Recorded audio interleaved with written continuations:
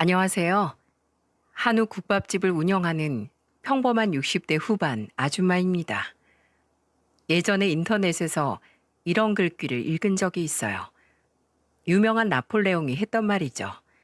내 비장의 무기는 아직 손 안에 있다. 그것은 바로 희망이다. 하는 명언이었어요. 항상 기억에 담아두기만 했던 저 말을 단 한 사람에게 제가 말해준 적이 있었습니다.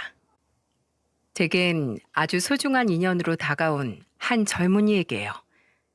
그리고 이 젊은이와의 인연을 많은 사람들에게 이야기해보고 싶어 이렇게 어색한 컴퓨터를 켜게 되었네요.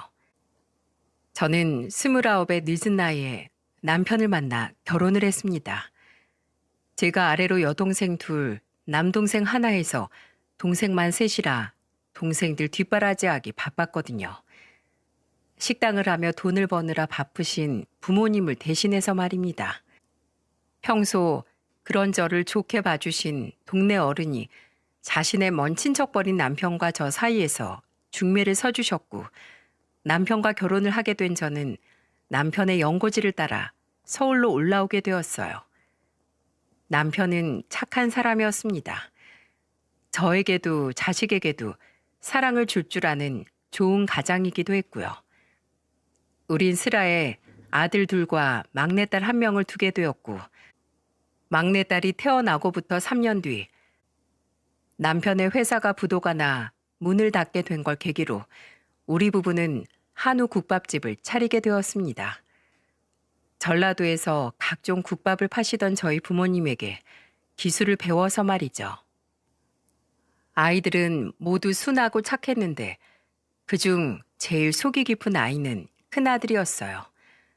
마지로서의 책임감, 동생을 아끼는 착한 마음씨, 살갑게 부모를 챙기는 마음 전부 다 어디 나무랄 데가 없었죠. 엄마, 저 수학 저번엔 40점 맞았는데 이번엔 50점 맞았어요.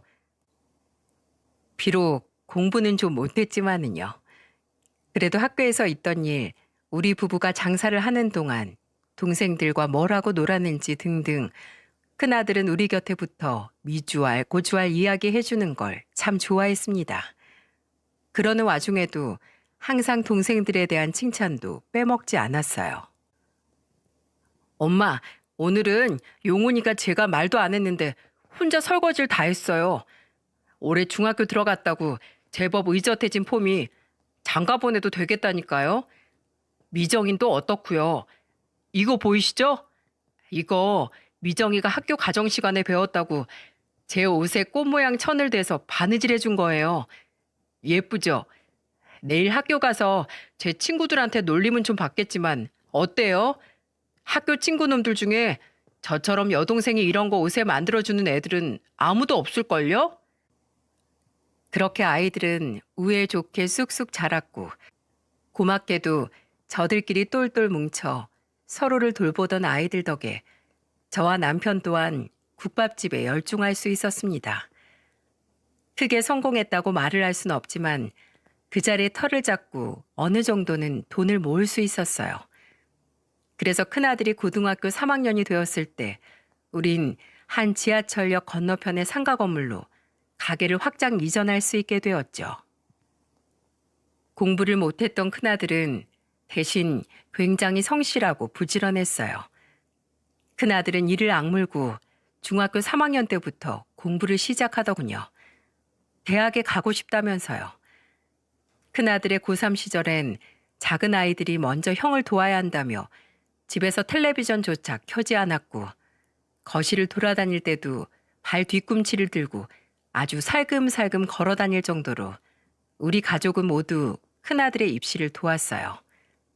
그 결과 큰아들은 아슬아슬하게 턱걸이로 서울 중하위권의 4년제 대학에 합격을 했고 아들의 추가 합격 발표가 나던 날 우리 가족은 기뻐서 울고 아주 난리도 아니었습니다. 엄마, 아버지, 저 합격했어요, 합격. 으아, 이 지겨운 수험생활 이제 끝이다. 와!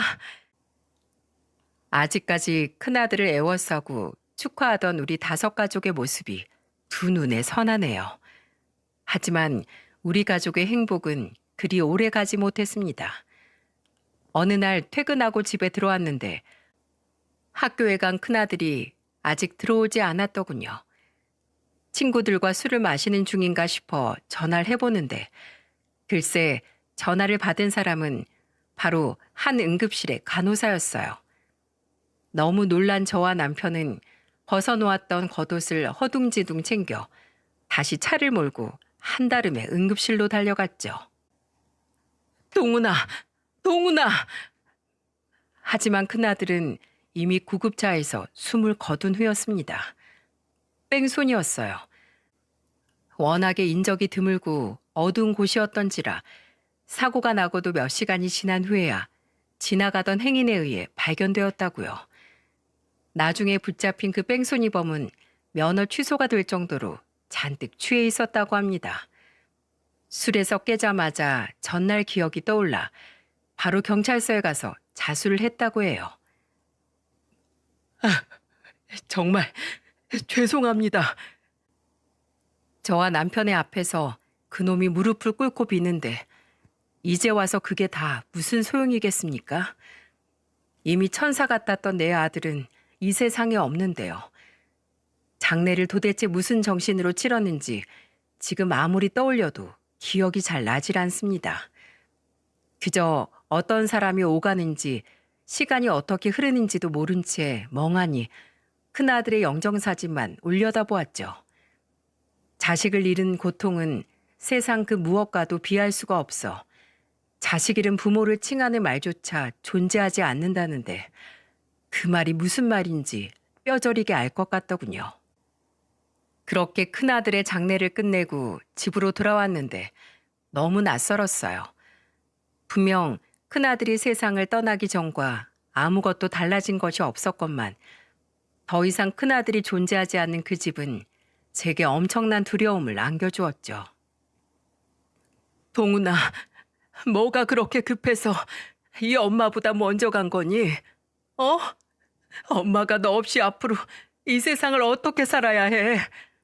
이 엄마 숨이 쉬어지질 않는다. 제발 나도 네 곁으로 데려가.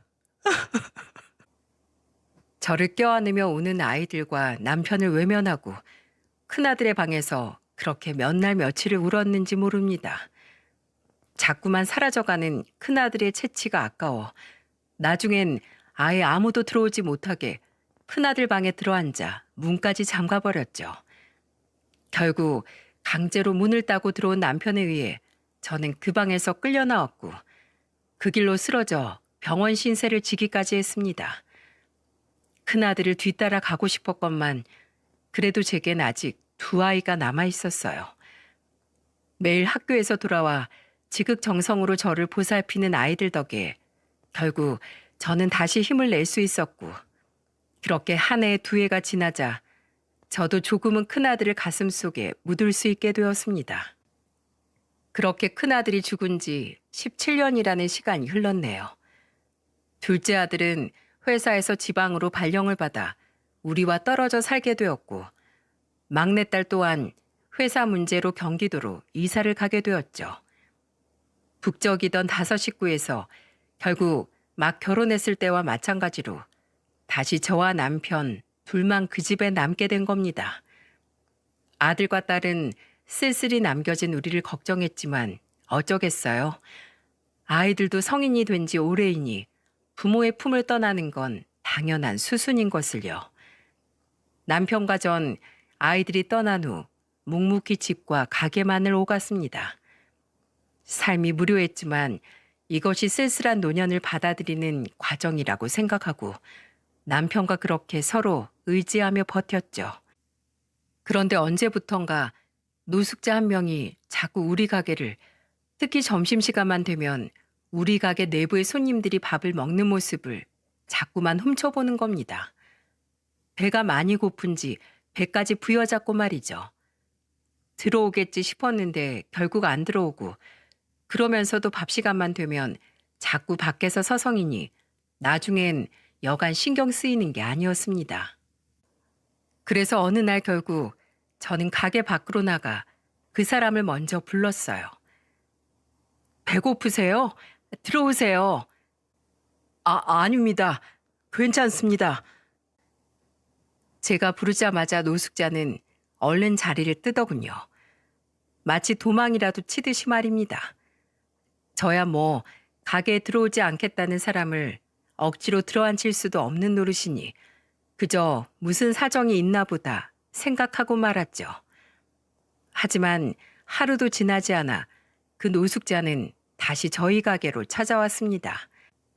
마침 손님이 한 차례 빠져 한산하던 차라 저는 그 사람을 반갑게 맞이해 주었어요. 그런데 그 손님이 굉장히 자신 없는 목소리로 제게 이렇게 이야기하는 거예요. 사장님, 제가 지금 2,000원밖에 없는데 혹시 이걸로 국밥 한 그릇만 주실 수 있을까요? 아니면 2,000원어치라도. 그렇게 사정하며 손바닥에 돈을 올린 채 내미는데 그 2,000원도 지폐가 아니라 500원짜리 3개와 100원짜리 5개더군요. 아마도 길거리에서 구걸을 해서 모아온 돈 같았습니다. 앉아요. 괜찮습니다. 매일 우리 가게 앞에서 서성이길래 저번에도 내가 국밥 한 그릇 드리려고 불렀더니 그냥 가시고 건너편 저기 역사 안에서 노숙하는 분이죠? 오며 가며 몇 번 봤어요. 앉아요, 앉아. 노숙자는 아무 말도 못한 채 자리에 앉았습니다.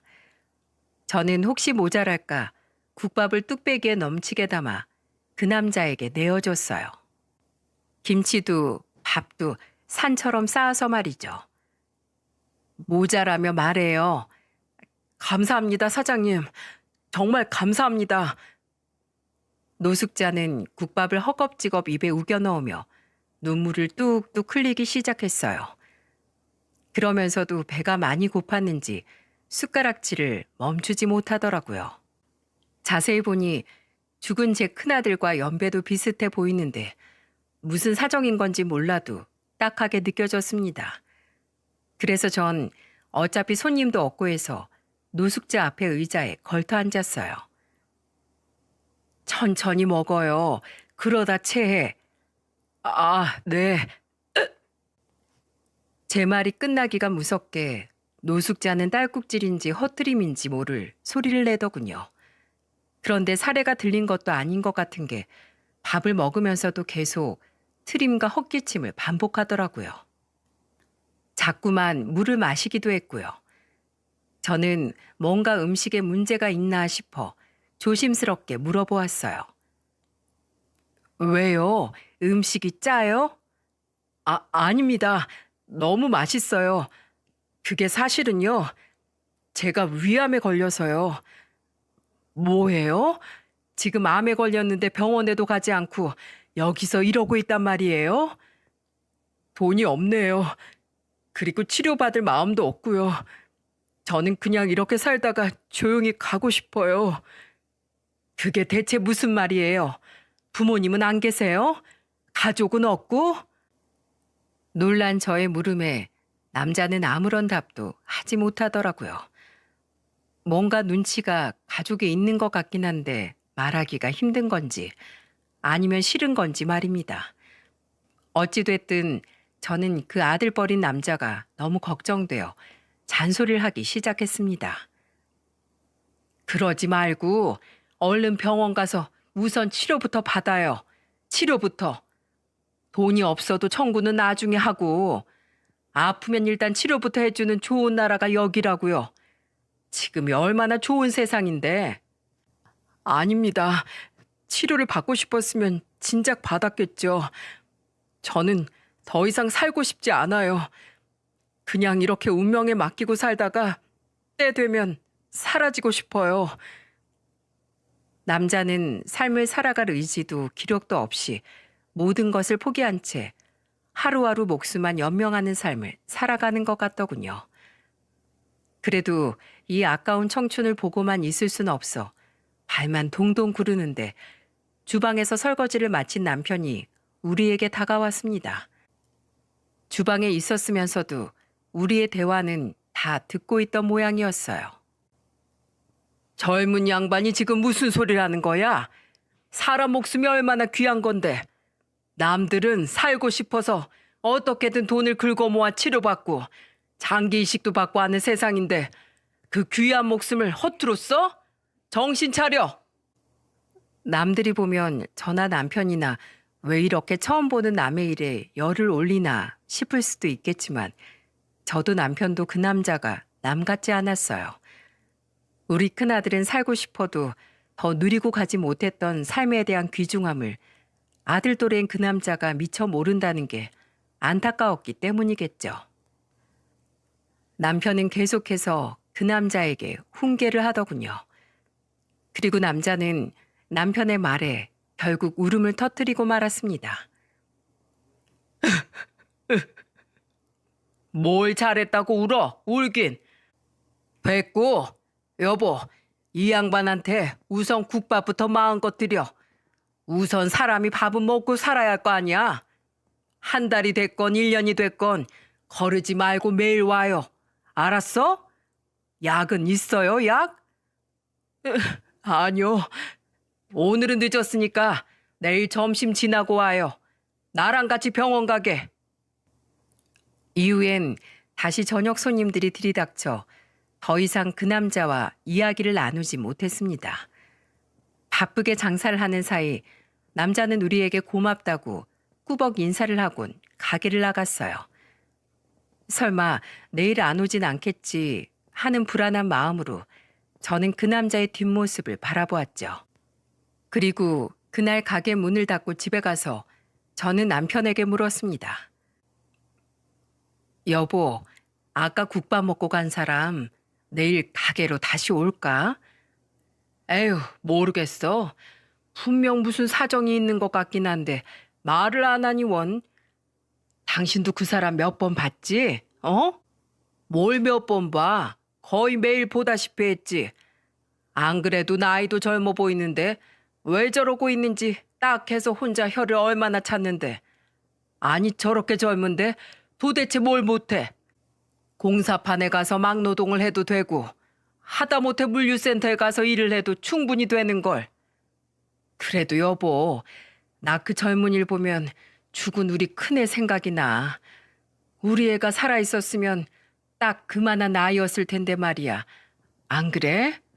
아휴, 그래서 남일 같지 않아서 그 젊은이가 자꾸 눈에 밟히네. 지금 도와주지 않으면 내가 평생 후회할 것 같고 막 그래. 지하철역 안에서 박스 깔고 자는 모습을 보면 마음이 너무 아파. 그러니까 우리가 좀 도와줍시다. 일단 밥부터 먹이고 어떻게든 설득해서 병원에 좀 데리고 가자고요. 다행히 다음 날 그 남자는 바쁜 점심 장사가 끝나자 모습을 드러냈습니다. 안녕하세요. 사장님, 사모님, 저 왔어요. 하지만 그 남자는 그날도 그 다음 날도 국밥만 감사하다며 먹고 갈 뿐 병원에 가자는 저와 남편의 말엔 요지부동이었어요. 아무리 환자라지만 건장한 청년을 노인 둘이서 어떻게 억지로 병원까지 끌고 갈 수 있었겠어요? 우리는 그 남자에게 우선 알겠으니 밥 때만이라도 계속 오라고 말했어요. 그렇게 남자는 매일 하루에 한 번 우리 가게로 국밥을 먹으러 찾아오기 시작했습니다.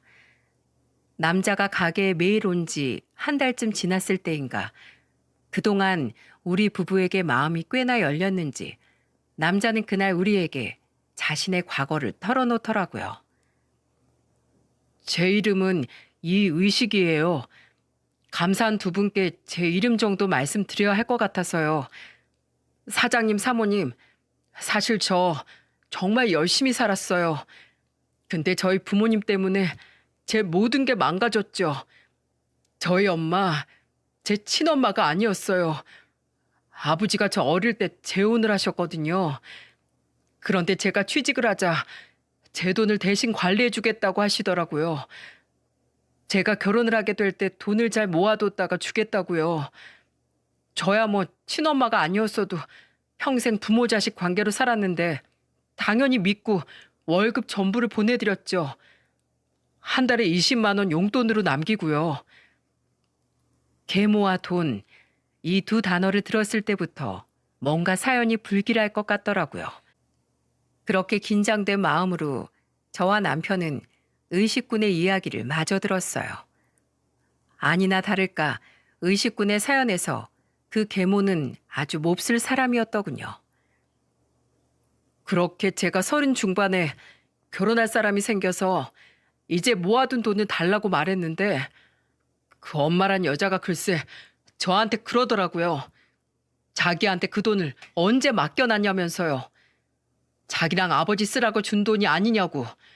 이렇게 다 클 때까지 키워줬으면 그 정도 은혜는 갚아야 하는 게 아니냐며 오리발을 내미는데 정말 하늘이 노랗게 보였어요. 그래서 제발 제가 그 돈 달라, 나 결혼해야 한다 하고 애원했더니 그러더군요. 쓸 데가 있어서 그 돈 다 다른 데 투자했다고. 그래서 수중에 한 푼도 없으니 그렇게 알고 그 돈은 다시 넘겨받을 생각 말라는데 어쩌나요? 아니, 거의 25년을 모자지간으로 살았는데 어떻게 제 뒤통수를 이렇게 칠 수 있단 말입니까? 세상에 아무리 친자가 아니어도 자기 자식을 등쳐먹는 몹쓸 인간이 있단 말이야. 세상이 참 말세다, 말세야. 남편은 의식군의 말을 들으며 끓어오르는 화를 참지 못하고 성질을 부렸습니다. 저는 원래도 딱했던 그 남자가 더욱 안타깝게 보여 에휴 하고 한숨을 내쉬었고요. 아무리 그래도 의식군 부친은 생부일 텐데 부친에게 이야기를 한번 해보지 그랬어요. 당연히 했죠. 제가 아무렴 제 새엄마만 믿고 그 돈을 전부 주었겠습니까? 저희 아버지가 정정히 살아계시니 아버지 또한 믿고 맡긴 거죠. 그런데 제가 바보였어요. 그 계모랑 저희 아버지 모두 한통속이었거든요. 아버진 제가 그 돈을 돌려받고 싶다고 하니까 아예 저한테 제 딸을 집어던지셨어요. 키워준 은혜도 모르는 놈이라고요. 아니, 돈을 가져다 줄 동안 부모가 그렇게 못된 사람들인지 몰랐어요? 제가 돈을 가져다 드릴 땐 저한테 무척이나 잘해주셨거든요. 매번 우리 아들 고생했다, 힘들지, 엄마가 밥 해놨다, 이 돈은 엄마가 아주 잘 모아놓을게 하면서 말이에요. 세상 누가 그런 자기 부모를 의심할 수 있었겠어요? 이 바보 같은 남자는 철석같이 믿었던 겁니다. 자신의 부모를요. 저와 남편 모두 기함을 했습니다. 화목한 가정에서 자란 우리 부부에겐 정말 상상도 못할 파렴치한 일이었으니까요. 그렇게 의식군은 계모와 친부에게 무려 1억 4천이라는 큰 돈을 허무하게 빼앗기고 말았다고 하네요. 그 돈과 결혼할 여자가 모아놓은 돈을 더해 집을 살 생각으로 모자란 금액에 대한 대출까지 다 알아봤는데 모두 물거품이 되었던 거죠. 그럼 그 결혼할 아가씨는 설마 결혼을 못하게 된 거예요? 네, 결혼 자금이 전부 사라졌는데 어떻게 결혼을 그대로 진행할 수 있었겠어요. 게다가 여자 쪽 집안 어른들도 난리가 나셨죠. 저희 집처럼 몰상식한 집안에 딸을 시집 보낼 수 없다면서요. 결혼할 그 여자도 제게 신뢰가 없어졌다며 결국 파혼을 통보하더군요. 순식간에 믿었던 부모에게 또 사랑하는 여자한테 버림받고 전 재산까지 잃어버린 제 기분 상상하실 수 있겠어요? 의식군은 결국 눈물을 뚝뚝 흘렸고 저는 미어지는 마음을 애써 누르며 휴지 몇 장을 뽑아 의식군에게 건네주었습니다. 그런 상황에 놓이니 일조차 손에 잘 잡히지 않더라고요. 살아갈 의미를 잃은 거죠. 그래서 휴가를 내고 집에 틀어박혀 있는데 일주일 전 받았던 건강검진 결과가 우편으로 온 겁니다. 우편이 온 것과 동시에 병원에서 전화가 오더라고요. 정밀 검사를 받아봐야 될 것 같다고요. 그렇게 받은 재검에서 위암 판정을 제가 받게 된 거죠. 에휴, 이 인생이 참 잔인한 거야. 어쩜 저렇게 딱한 사연이 있나. 남편은 차마 가만히 있기가 힘든지 연신 한숨을 내어쉬더군요. 저는 그런 남편의 등을 조용히 다독여 주었고요. 청천벽력이었어요. 말로만 듣던 암이 하필 이런 식의 제게 찾아오다뇨. 그래도 치료를 받으려면 돈이 있어야 할 거 아닙니까? 결국 저는 다시 부모님을 찾아갔어요. 설마 아무리 그래도 하나밖에 없는 아들이 암에 걸렸다는데 그것까지 나 몰라라 하진 않을 것 같아서 말이죠. 그런데 그 사람들이 제게 뭐라고 했는 줄 아세요? 자기들한테 엉겨붙을 생각하지 말래요. 자기들은 돈 없다고. 그리고 자기들한테 그 돈 돌려달라고 했을 때 이미 마음이 너무 상해서 저와 더 이상은 부모 자식 간의 인연을 맺고 싶지 않다고 저한테 저 혼자 나가서 잘 살아보라더군요. 다 키워줬는데 언제까지 자기들한테 의지할 거냐면서요. 제가 어떻게 아픈 자식한테 이렇게 매정할 수 있냐. 당신들이 부모냐 하면서 울고불고 소리치니까 그 사람들이 글쎄 말하면서도 기가 차네요. 그 사람들이 저한테 그러더라고요. 혹시 자기들한테 제가 준 돈 다시 어떻게든 돌려받으려고 암이라고 거짓말하는 거 아니냐고요. 그렇게 저는 그 집에서 쫓겨났어요. 옷 몇 벌 딸랑 들고 말이죠. 아휴 세상에. 젊은 사람이 얼마나 고생이 많았을까. 듣는 내 가슴이 다 미어지네, 미어져. 이런 썩을 놈들. 세상에 저런 벌레만도 못한 인간들이 다 있단 말이야. 돈에 미쳐서 자기 자식을, 그것도 암에 걸린 자식을 무일푼으로 내쫓아? 어? 저는 의식군을 달래려 컵에 물을 따라주었고 남편과 저도 물을 한 잔 들이키고서야 우린 다시 진정하고 이야기를 이어나갈 수 있었습니다. 그래서 이후로 쭉 이렇게 살고 있는 거예요? 노숙을 하면서? 네, 더 이상은 살아갈 힘이 없더라고요. 잠깐 고시원에 들어가 살면서 회사를 오갔지만 왜 이렇게 아둥바둥 살아야 하는지 도통 이유를 모르겠더군요.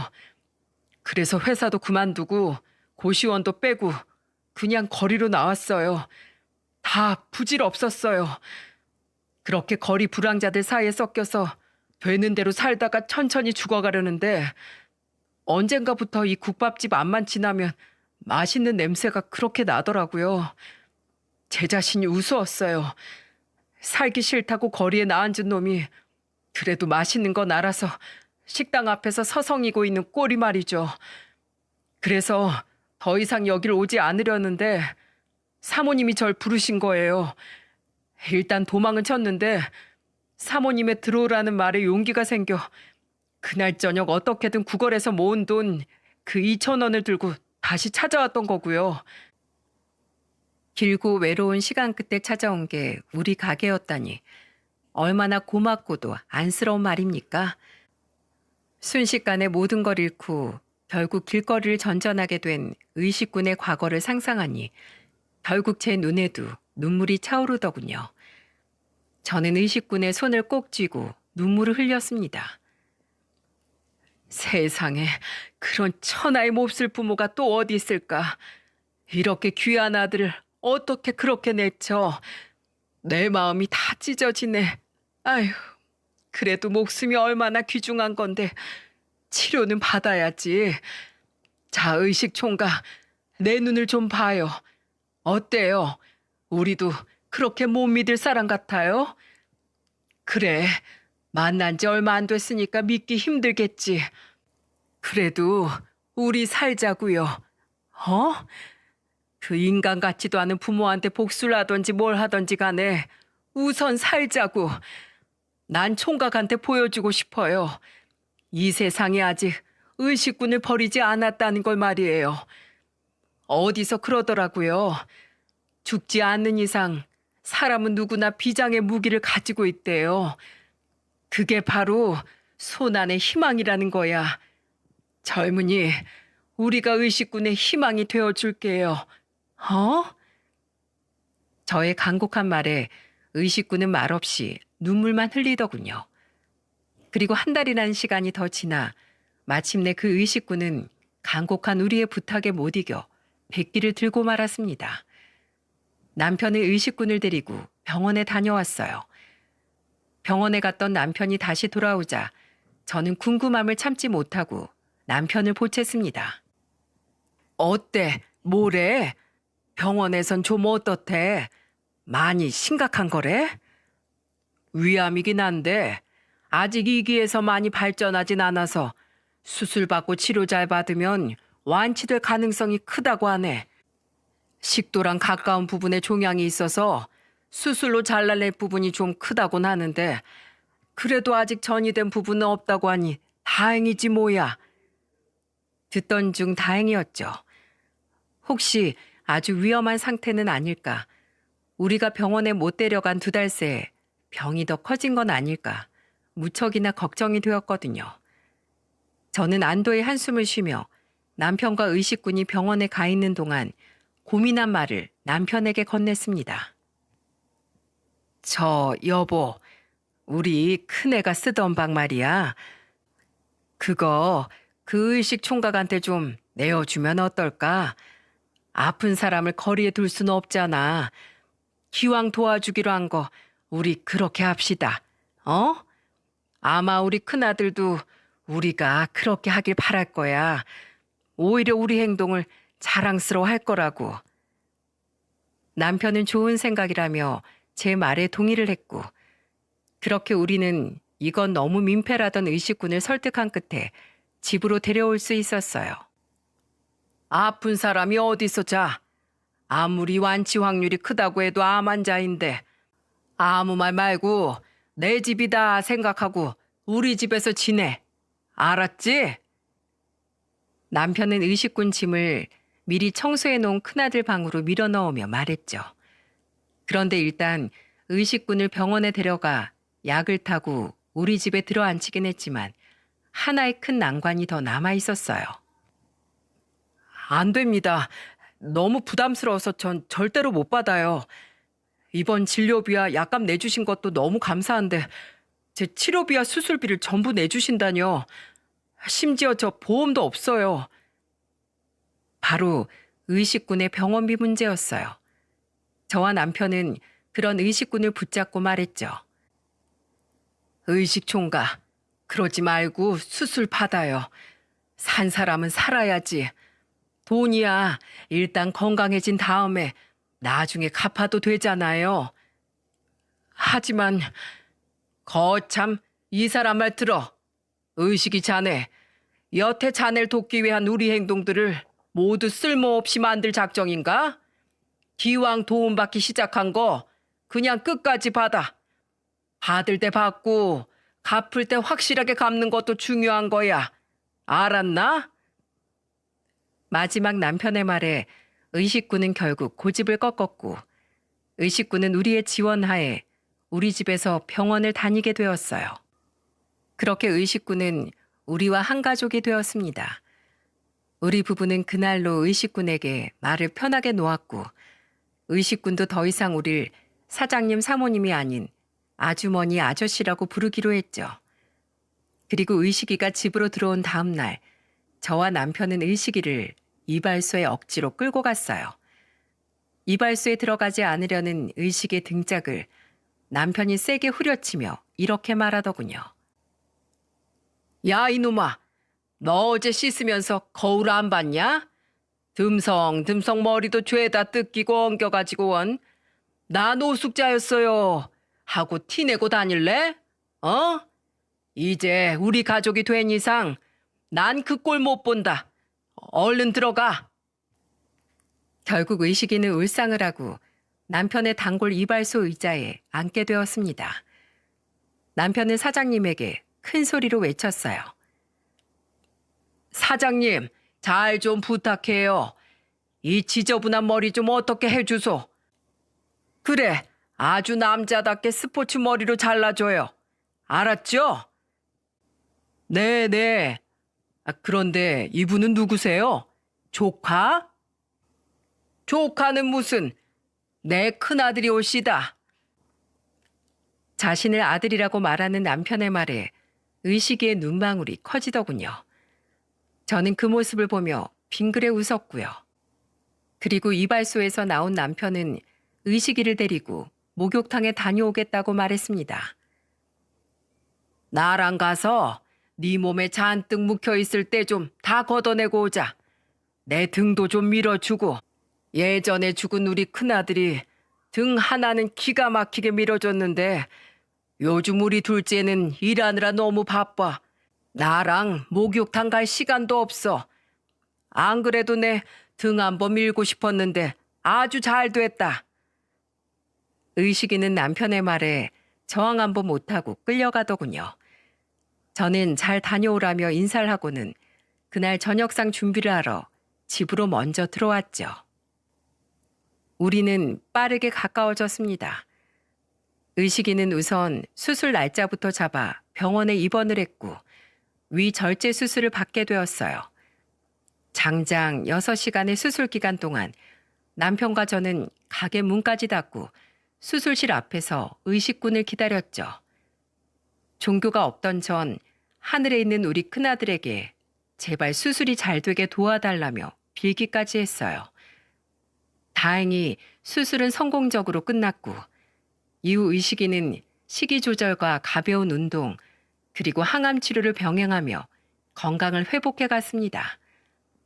치료를 받지 않는 날엔 가게에 나와 서빙과 설거지를 하며 우리를 도와주었고 들어가라는 우리의 성화에도 기어코 마감 청소까지 돕고서야 우리와 함께 퇴근을 하곤 했죠.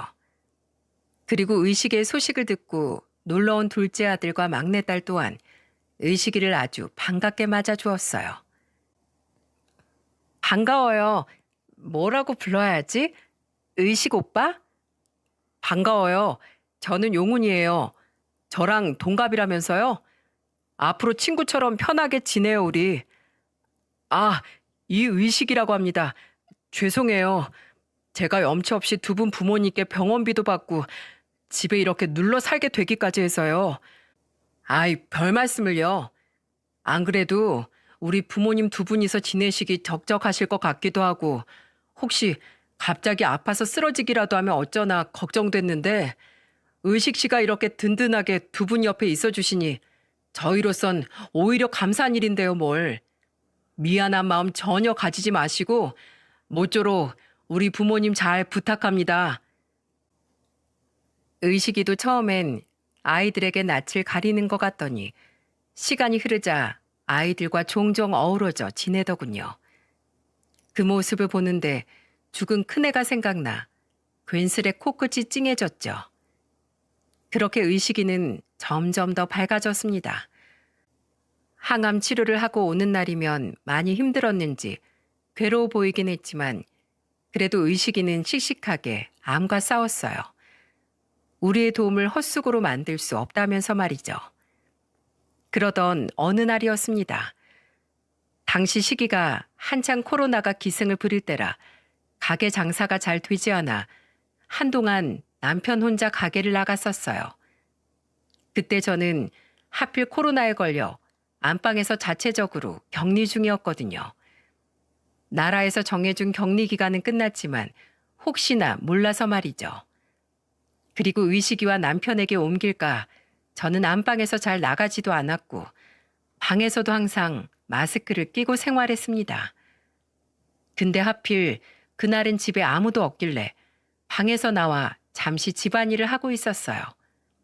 마침 밖에서 의식이가 들어오는지 현관문 닫히는 소리와 함께 의식의 목소리가 들리더군요.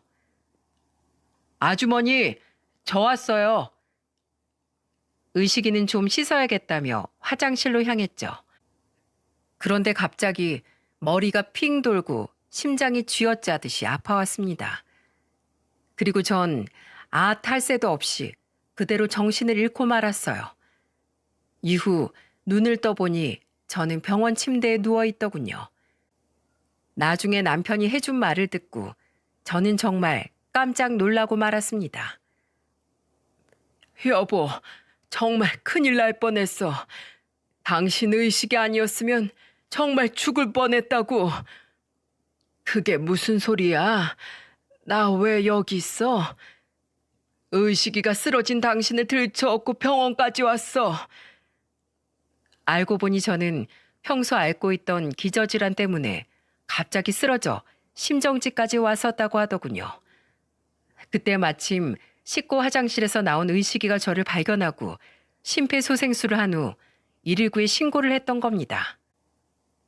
나는 연락을 받고 바로 병원으로 달려왔는데 의식이가 당신을 붙잡고 세상이 떠나갈 듯 울고 있더라고. 아주머니, 제발 정신 차리세요. 저를 두고 가지 마세요. 이러면서 말이야. 나중에 의사가 말하기를 심정지가 온 지 5분이 흐르면 뇌 손상이 오고 또 10분이 지나면 금세 사망에 이른다고 하는데 옆에서 빠르게 심폐소생술을 해준 의식이가 아니었다면 정말 큰일 날 뻔했다고 하더군요. 그런 응급처치 후에도 의식의 정성에 하늘이 감동을 했던 건지 결국 저는 늦기 전에 병원에 도착을 했고 이렇게 무사히 깨어날 수 있었다고 하네요. 화장실을 다녀오던 의식이는 깨어난 저를 보자 허겁지겁 달려와 저를 끌어안고 엉엉 울더군요. 아주머니, 전 정말 큰일 나시는 줄 알았어요. 정말 다행이에요. 고맙다, 의식아. 너 아니었으면 나 정말 어쩔 뻔했니? 그래, 의식아. 정말 고맙다. 고마워. 하나님, 부처님, 정말 감사합니다. 이 사람 살려주셔서 정말 감사해요. 남편은 그런 의식이를 뒤에서 끌어안고 엉엉 울었죠. 응급실 안에 사람들이 모두 우리를 쳐다봤고 우리는 뒤늦게야 그 시선을 느끼곤 부끄러워서 얼굴을 붉혔답니다. 뒤늦게 달려온 딸아이 또한 의식이를 붙잡고 연신 고맙다며 울어댔죠. 지금 생각해도 참 아찔해요. 당시 사망률이 높다고 뉴스에서 겁을 주던 바이러스도 두려워하지 않고 어떻게든 저를 살리려 노력한 의식이가 아니었다면 저는 이 세상에 없었을 테니까요.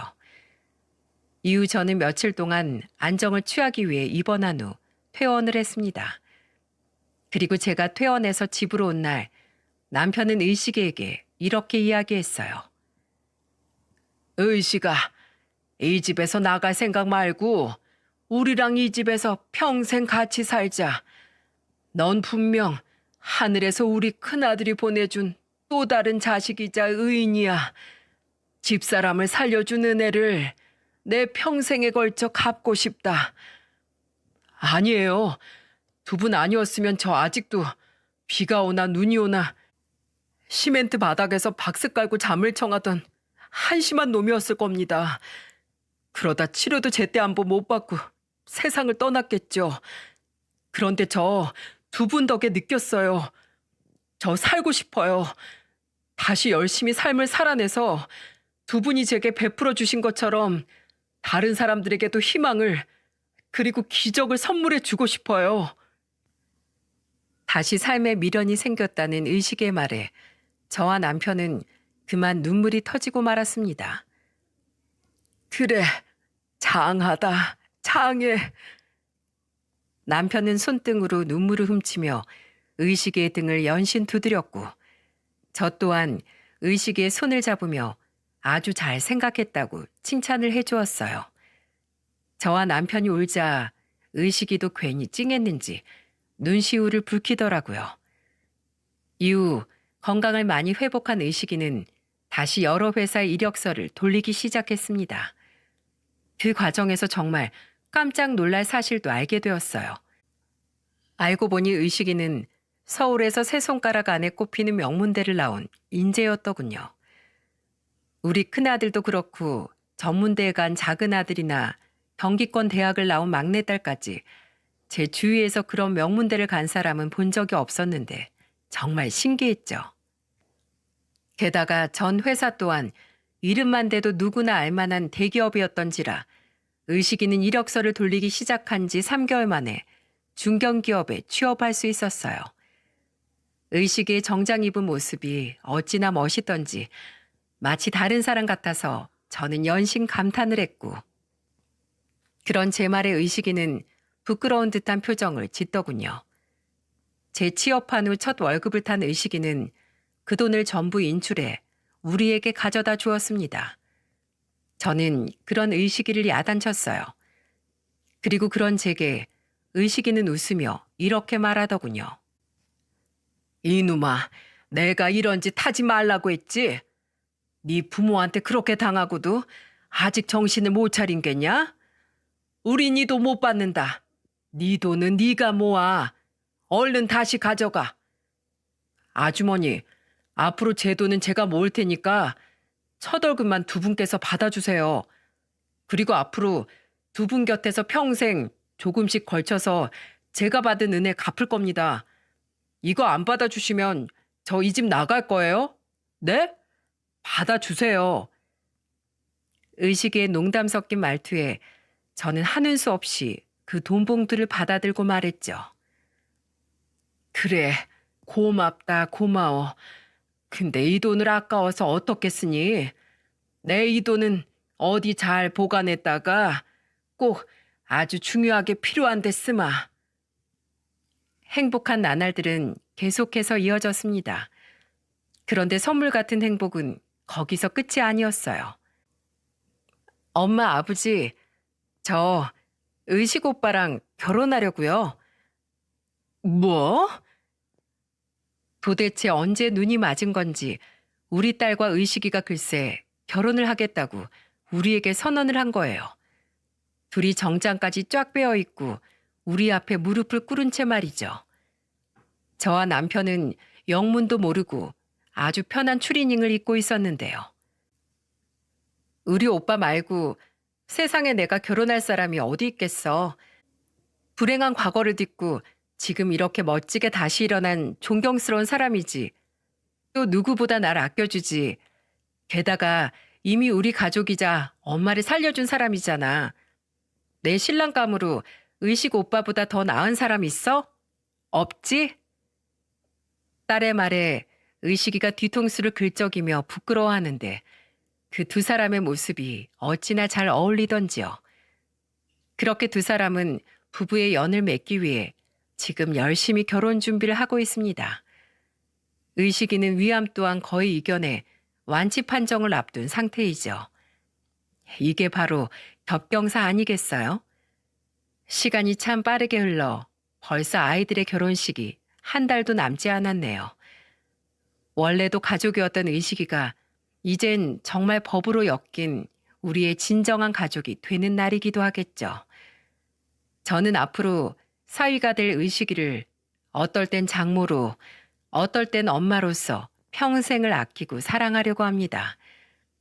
그래서 의식이는 자신을 버린 부모 대신 우리를, 저와 남편은 먼저 간 큰아들을 떠올리며 의식이를 서로 의지하며 남은 인생 가족으로서 보듬고 살아가 보려고 해요. 여기까지가 제게 갑자기 선물처럼 찾아온 제 사위에 대한 이야기였습니다. 여러분, 이게 바로 기적 아닌가요? 사위의 손에 우리 부부가 쥐어준 작은 희망이 불씨를 틔운 기적 말입니다. 여러분, 누군가 주위에 도움을 필요로 하는 사람이 있다면 다가가서 그 사람의 손에 작은 희망의 씨앗을 쥐어주어 보세요. 또 모르죠. 여러분의 도움이 그 사람에게 또 여러분 자신에게 기적이 되어 다가올지도요. 그럼 긴 사연 들어주신 여러분께 모두 감사드리며 이만 제 사연을 마치겠습니다.